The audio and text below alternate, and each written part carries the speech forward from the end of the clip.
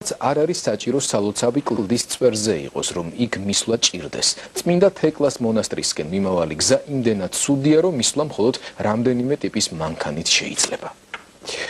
საქართველოს დედაქალაქიდან 35 კილომეტრი დაშორებულ ადგილას, რომელსაც ბევრეც უწოდებენ, ეს კომპლექსი 7 წლის წინ გაჩნდა. მაშინ, როცა მამა თეიმურაზმა 12 მორჩილთან ერთად სასულიერო ცხოვრებისთვის შესაბამისი ადგილი იპოვა.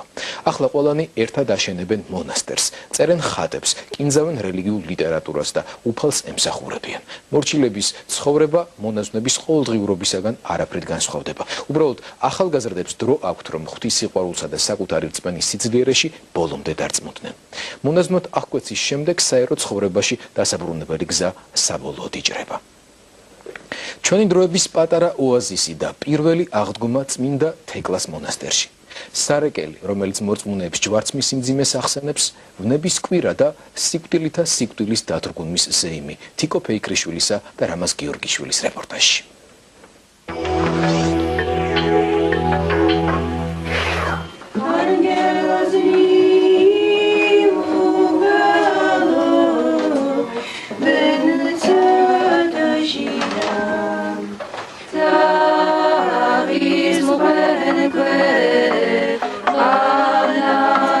აღდგომისარები წმინდა თეკლას სავანეში პირველად რეკავს. 12 მორჩილი ქრისტეს აღდგომას იოანე ნათლისმცემელის სახელობის ეკლესიაში ხვდება. ლიტანიობის ღამეს დედათა მონასტერს ბევრი სტუმარი ყავს. საერთოდ აქ 12 მორჩილი და მამა თეიმურაზი ცხოვრობს. ეს ულამაზესი მონასტერიც მისი აგებულია.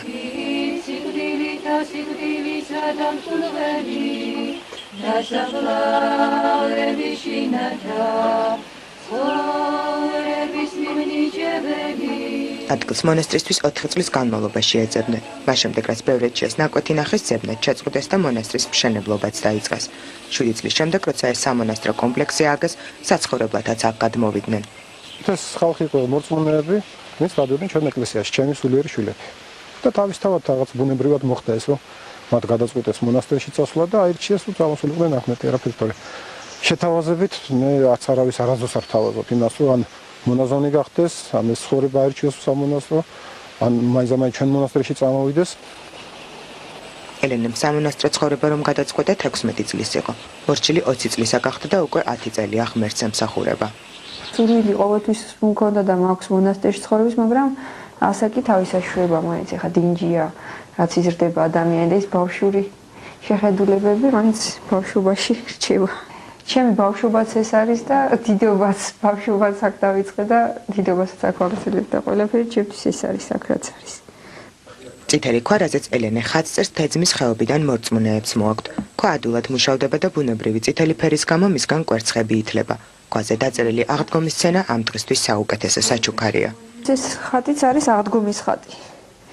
ამიტომაც აღდგომის ხატს ვხატავთ ზედ, რადგან სააღდგომოდ არის ეს წითელი კვერცხი. კვერცხზე პირველად ხატა? კვერცხზე პირველად ხატა. არის რამე განსაკუთრებული? კი, ძალიან განსხვავებულია ჩვეულებრივი ხატისგან. სირგვალის გამო ძალიან რთულია რა. ხელის დასაბჯენი არ არის, ვერ დააბჯენ, ხელს დააბჯენ და ნახატი ფუჭდება, ძალიან რთული დასახატია. სააღდგომო კვერცხის მოხატვის პარალელურად მონასტერში 300 სააღდგომო კვერცხი იღებება. კვერცხი ამაღლებამდე ყოველ ტრაპეზზე დაიდება. რიტუალი წითელ პარასკევს მზის ჩასვლამდე სრულდება. საეკლესიო დროით 12 საათზე. წმინდა თეკლას სავანეში განსხვავებული დროით ცხოვრობენ. ახლა აქ რვის ნახევარია, საერო დროსთან სხვაობა 4 საათია. მზის ჩასვლამდე ცოტა დრო რჩება. ყოველი დღე, როდესაც ჩადის მზე, იმ დროს ჩვენ ვაყენებთ კვირაში ერთხელ ვაყენებთ 12 საათზე. შემდგომ 24 საათს როგორც გაივლის საათი, ამის მიხედვით გვაქვს უკვე ყველაფერი აწყობილი დღის განმავლობაში. ეს იქნება ლოცვის დრო, ტრაპეზისა, სამუშაო დრო, დასვენების ყველაფერი ამ საათზე არის აგებული. ანუ წლის განმავლობაში ადამიანი ყოველ დღე იმ დროს ისეთ დროს იძინებს, რომ ერთნაირად არის დაბნელებული. ნონა ამ დროით უკვე 10 წელია ცხოვრობს. ამ ხნის განმავლობაში საეკლესიო წიგნების გამოცემას ემსახურება. მონასტრის ძირითადი საქმიანობა და შემოსავლის წყაროც სწორედ ესაა. თავიდან ყველაფერი მორჩილების ხელით კეთდებოდა. ახლა ტირაჟი გაიზარდა და მონასტერში თარგმნილი წმინდათა ცხოვრება და რელიგიური ლიტერატურა სტამბაში კაბადონდება. ეს იმ 60-მდე წიგნის მხოლოდ მცირე ნაწილია, რომელიც მორჩილების ხელით შეიქმნა. ყველაფერი აკეთდებოდა. მარტო ქაღალდწყიდულობდით ხოლმე და დანარჩენი ბეჭდა, აკინძვა, აი ამ სახემდე მიყვანა წიგნის ჩასმა, აი ამ ოქროსფერის დარტყმა, ჩვენ დარტყმულია ეს კლიშე ქვია, ყველაფერი აკეთდებოდა. მონასტერში რომ წავიდა 24 წლის იყო. მორჩილების სურვილი ეკლესიაში მისვლიდან რამდენიმე თვეშივე გაუჭდა. დაბრკოლებაც მაშინვე გაჩნდა. შვილს თავი ღმერთისთვის რომ მიეძღვნა, მშობლებს არ სურდათ. მონასტერში მიდოდა საერთოდ წასვლა და მშობლებიდან ის ჰქონდა დაბრკოლება. დრო ის ძალიან არ უნდათ რომ მონასტერში წავსულიყავი და ძალიან ისე ნერვიულობდნენ, განიცდიდნენ და მე ვაპირებდი გაქცევა. ხო და მე პატრიარქთან მივედით. მაშინ პატრიარქმა მითხრა რომ ნერვიულობენო მშობლებიო ძალიან უყვარ ხარო და იმიტომ არის ესეთი ეხლა უკვე არა, ეხლა პირიქით დედაჩემმა ეზიარებიან და დედაჩემმა ჩემს მას თავისი ხელით ჩაულაგა ყველაფერი და გაუშვა მონასტერში.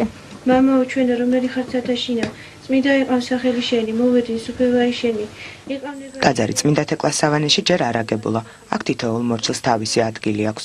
სახლის მანსარდაში დროებით განთავსებულ ეკლესიაში ლოცვისას დაჯდომაც შეიძლება. სკამები, რომელიც სამლოცველოში დგას, ძველი ქრისტიანული მოსასვენებლის იდენტურია.